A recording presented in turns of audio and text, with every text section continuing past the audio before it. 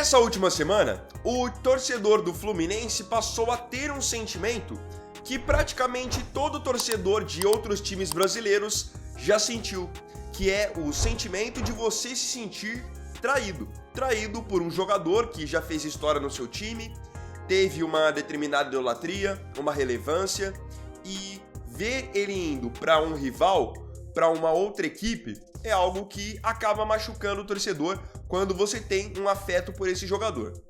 Vamos entender então mais sobre essa história envolvendo John Arias, Fluminense e Palmeiras, porque eu tenho uma opinião que talvez você ainda não tenha pensado a respeito e pode te ajudar a ter uma reflexão muito mais lúcida sobre esse caso.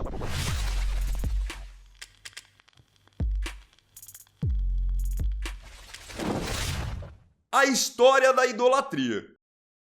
Hoje em dia, em 2026, o John Arias é considerado um jogador de peso dentro do futebol brasileiro. É um jogador que já conquistou muitos títulos com a camisa do Fluminense, jogou muita bola, alcançou um patamar de seleção colombiana e até por isso ele está fechando com o Palmeiras como uma contratação caríssima, a segunda mais cara da história do Palmeiras, sendo comprado por 25 milhões de euros. Só que como tudo isso começou? Bom, em 2021, o Fluminense contratou o John Arias. E na época, o John Arias não era o Arias que a gente conhece hoje em dia. Ele era apenas uma aposta. O Fluminense o contratou do Independiente Santa Fé, da Colômbia, e ele era um jogador completamente desconhecido. Isso em 2021. 4, 5 anos depois, olhem só o patamar que o John Arias adquiriu dentro do Brasil. Claro, ele teve os méritos dele. É um ótimo jogador, evoluiu muito tecnicamente, muito fisicamente, só que o Fluminense serviu como realmente um abre portas para o Arias dentro de um mercado brasileiro, que é um mercado competitivo, um mercado de visibilidade. Foi a partir do Fluminense que ele alcançou a seleção colombiana, até com grandes chances de agora estar na próxima Copa do Mundo. E no Fluminense ele ganhou muita coisa relevante. Foi campeão estadual em cima do Flamengo, que todo mundo sabe que é hoje o time a ser batido no Brasil. Campeão da Libertadores, que é um título que o Fluminense ainda não tinha, e ele jogou muito naquela Libertadores de 2023. Campeão da Recopa, enfim. Em determinados momentos, o time do Fluminense tinha sérias dificuldades, era um time até um pouco mais limitado, e o Arias sempre aparecia chamando a responsabilidade. Fosse com gols, com assistências, levando o time no peito, porque o Arias é um cara que ele tem uma característica de jogo que o torna um jogador muito importante dentro de qualquer esquema tático. Ele é um cara que ele sabe fazer gol, ele sabe dar assistência, ele tem comprometimento para voltar para marcar, ao mesmo tempo ele tem muita força física, tem inteligência para achar bons passes. Então, com tudo isso somado, ele acabou tendo uma passagem extremamente vitoriosa e bem-sucedida pelo Fluminense, conquistando um carinho e um respeito da torcida enormes. Só que, como todo casamento, chega um momento que tem um ponto final, ou pelo menos na maioria dos casamentos. E o Arias, mais ou menos desde o fim de 2023, depois que o Fluminense ganhou a Libertadores, para o começo de 2024, ele começou a bater na tecla que ele tinha como grande sonho jogar no futebol europeu.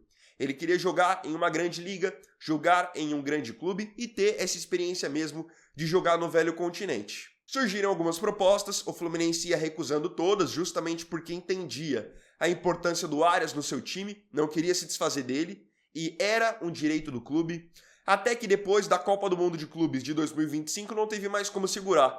O Arias jogou muita bola naquela campanha em que o Fluminense acabou parando só na semifinal, com ele destruindo, sendo, na minha opinião, um dos 3 melhores jogadores da competição. E aí o Fluminense acabou cedendo e aceitando a possibilidade do Arias realizar o seu sonho de jogar na Europa, o negociando então com o Wolverhampton da Inglaterra. E aí que agora vem o ponto central desse vídeo.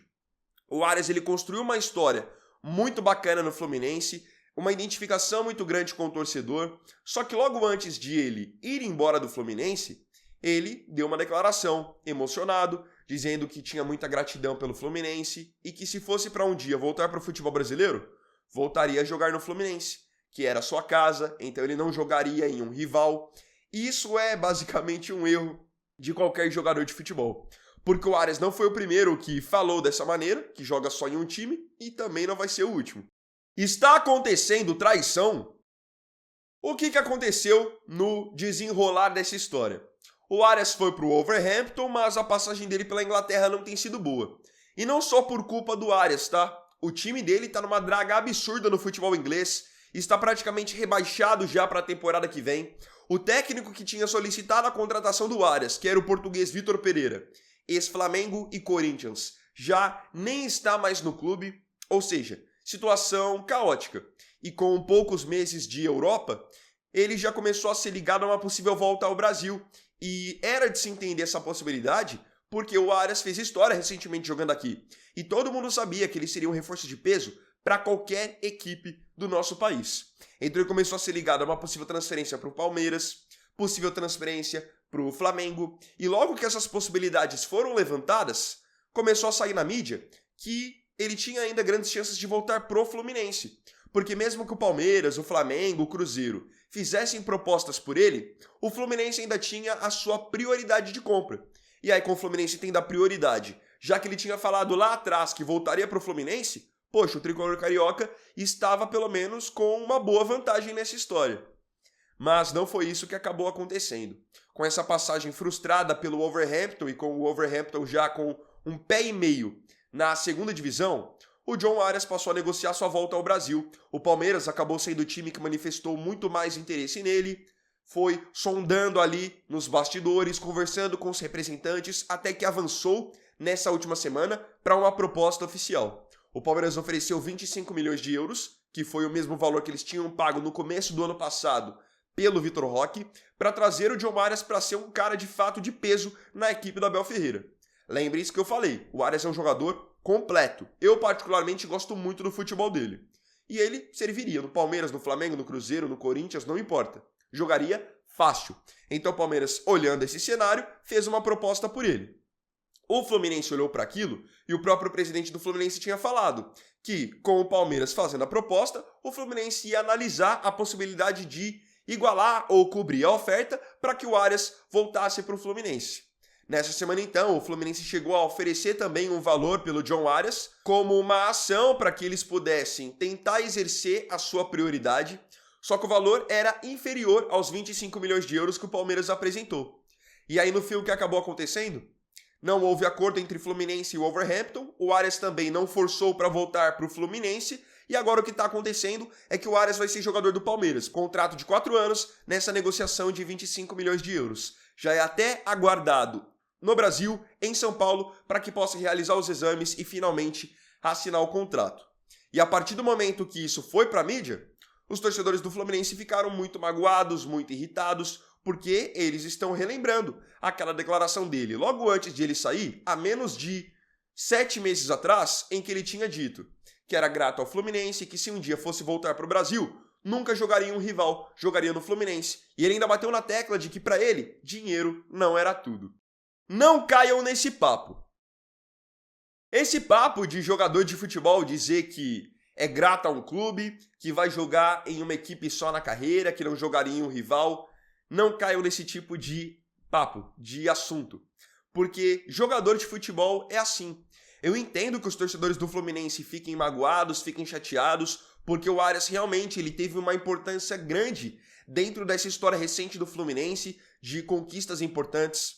Só que não dá para você levar o que o Arias e outros jogadores falam ao pé da letra, porque esse é o mundo do futebol. Ele pode falar uma coisa hoje, mas amanhã, se ele tiver uma oportunidade de jogar em um time que ele considera melhor e onde ele vai ganhar mais, ele vai para essa outra oportunidade.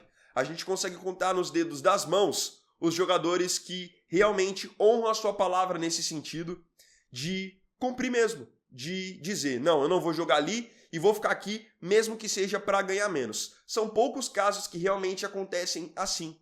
No caso do Arias, eu entendo ele ir para o Palmeiras. Poxa, o Palmeiras hoje, na minha opinião, tem um time melhor que o do Fluminense, um elenco melhor que o do Fluminense.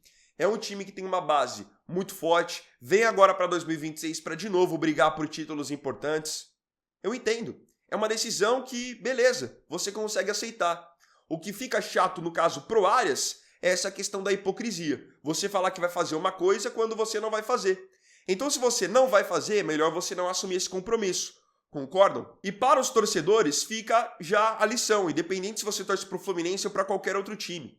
Quando o jogador disser que só joga em um time, que ele nunca jogaria num rival, nem acredite nisso, porque geralmente não vai ser verdade. Eu vou citar aqui alguns casos que mostram que isso que o Arias está fazendo é mais comum do que vocês imaginam. Se lembram do Paulo Guerreiro, o atacante peruano? Poxa, o Guerreiro ele marcou uma era no Corinthians, fazendo gols em clássicos, jogando muita bola, fazendo os 2 gols do título mundial de 2012. O Guerreiro ele tinha um prestígio absurdo no Corinthians. Chegou então na antiga Copa Disney, que era aquele torneio de começo de temporada que os times do Brasil iam para os Estados Unidos para jogar lá em Orlando. E o Guerreiro foi perguntado se sairia do Corinthians e ele foi lá e falou: não, eu não saio do Corinthians. No Brasil eu só jogo no Corinthians. O que aconteceu pouco tempo depois? Saiu do Corinthians, foi jogar no Flamengo. Acabou ficando marcado como um cara que também não tinha palavra. E aí ele tinha dito, lá em 2015 mais ou menos, que no Brasil só jogaria no Corinthians, mas depois jogou no Flamengo, jogou no Internacional, jogou no Avaí, e isso é o normal. Você não sabe o dia de amanhã, você não sabe as portas que vão se fechar e vão se abrir para você futuramente. Então o melhor é sempre você não firmar compromisso com ninguém e ao mesmo tempo não fechar portas com ninguém também. Porque eu vejo vários jogadores que desrespeitam rivais, desrespeitam outras instituições e depois lá na frente ele já tem uma porta a menos para poder, enfim, ter uma oportunidade. Não vale a pena você fechar portas em outros lugares, especialmente no mundo do futebol, onde tudo é muito rápido, tudo é muito dinâmico. Então tivemos esse caso do Guerreiro. Eu quero falar agora sobre o caso do Gabigol, para que vocês possam entender também. O Gabigol, ele surgiu no Santos, foi para a Europa. Ele foi mal na Europa, vocês se lembram? Aquela passagem dele pela Inter, pelo Benfica. E aí qual foi o clube que abriu as portas para o Gabigol em 2018? O Santos. Ele voltou para o Santos por empréstimo e foi muito bem. Quando foi para 2019, o Santos queria que o Gabigol permanecesse. O que ele fez? Quando ele já estava em alta, foi para o Flamengo, emprestado. Arrebentou no Flamengo em 2019, foi comprado pelo Flamengo para 2020 e ficou anos vitoriosos no Flamengo. Beleza. E outra, nesse meio tempo no Flamengo, chegou a fazer gols no Santos, comemorar e até provocar dirigentes do Santos dentro da Vila Belmiro. Vocês vão entender onde eu quero chegar. Chega então o ano de 2025, o Gabigol já não ia mais ficar no Flamengo e começou a ser especulado onde que ele jogaria. Lembrando que ele vinha numa alta no Flamengo, anos vitoriosos. O Santos surgiu como interessado. Quem disse que ele deu bola para o Santos? Nada, foi para o Cruzeiro. O Gabigol só aceitou jogar no Santos, agora em 2026, depois que ele passou um ano inteiro em baixa no Cruzeiro, sendo reserva no Cruzeiro. Porque hoje ele pode dizer que ele escolheu voltar para o Santos, mas a verdade é que ele só volta para o Santos quando ele está em baixa, e tem vários outros jogadores que são assim. Acabam no fim voltando para os times que eles juram amar, só quando não tem nada melhor que os aguarda. Então é muito fácil você dizer que você está cumprindo promessas de voltar para sua casa quando você não tem outra opção. Aí é fácil você dizer que você honra. Eu quero ver você realmente escolher. No caso do Arias aqui ele poderia escolher. Não estou dizendo que ele fez errado de ir no Palmeiras, mas ele fez errado de falar. Não fala nada, fica quieto. E para os torcedores, essa história do John Arias, ela só reafirma aquilo que a gente já sabe. Não acredite em jogador de futebol. Não pegue o que eles falam e queira que eles cumpram, levem ao pé da letra, porque geralmente isso não vai acontecer. Jogador de futebol é assim, sempre vai agir por conveniência, visando a melhor proposta, a melhor equipe, é o normal. Não acho que essa situação apaga a história do Arias no Fluminense. A história dele é algo recente, algo que foi muito grande, muito representativo na história do clube. Não acho que isso afete a imagem dele, a história dele. Agora, com certeza vai afetar o carinho que muitos torcedores nutriam por ele, com certeza. Queria agora saber de você nos comentários a sua opinião sobre essa história envolvendo o John Arias. Na sua opinião, ele errou? Acha que os torcedores do Fluminense que se iludiram demais? Põe sua opinião aí nos comentários que eu quero ver o que você pensa também.